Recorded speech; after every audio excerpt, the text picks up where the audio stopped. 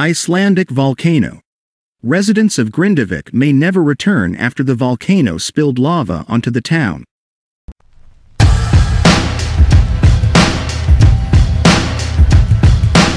The resilient community of Grindavik has over the past weeks and months experienced the unrelenting forces of nature, proving once again why Iceland is often referred to as the land of fire and ice.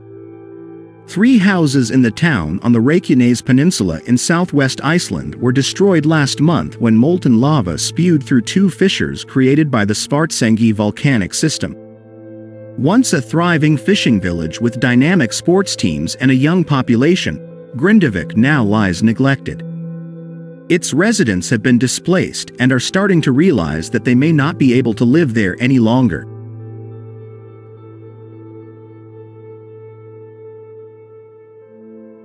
Their future was so uncertain. One woman said she hoped her house would be swallowed up by lava. Over the past 3 years, the peninsula, roughly the size of the West Midlands in England, has seen 5 volcanic eruptions. On November 10th, due to an alarming number of earthquakes and suspected magma beneath the city, Icelandic authorities ordered the evacuation of Grindavik, home to around 3,800 residents.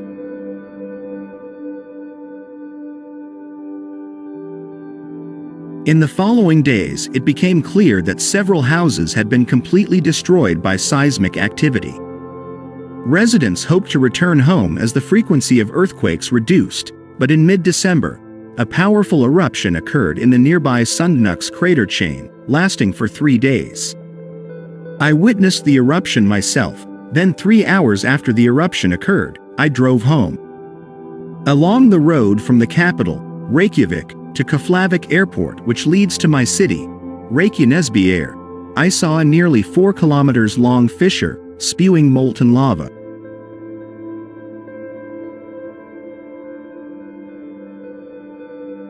It felt as if I was watching the gates of hell open.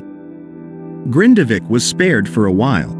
The eruption occurred about 3 kilometers, 1.85 miles, away, but additional cracks were later discovered in the town, prompting authorities to close it and start repairing damaged infrastructure. Tragedy struck on January 10th when a man working in the city fell through one of the gaps.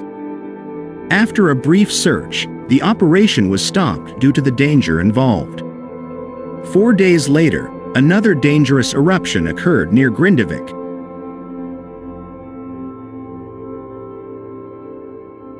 From the command center of Iceland's Civil Protection Center in Reykjanes, I watched live footage of the eruption of the Sundhnúks series of craters.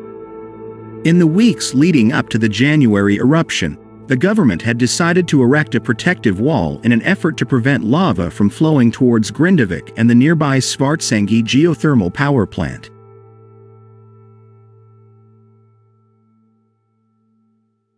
For the first few hours, the protective walls proved helpful, although a gap opened to some extent through one of the walls. That means some lava is flowing towards the city, but the walls are blocking most of it. Around noon on January 14th, I was watching with other journalists next to a protective wall in Grindavik, when I and others saw smoke rising from behind the wall, from the city itself.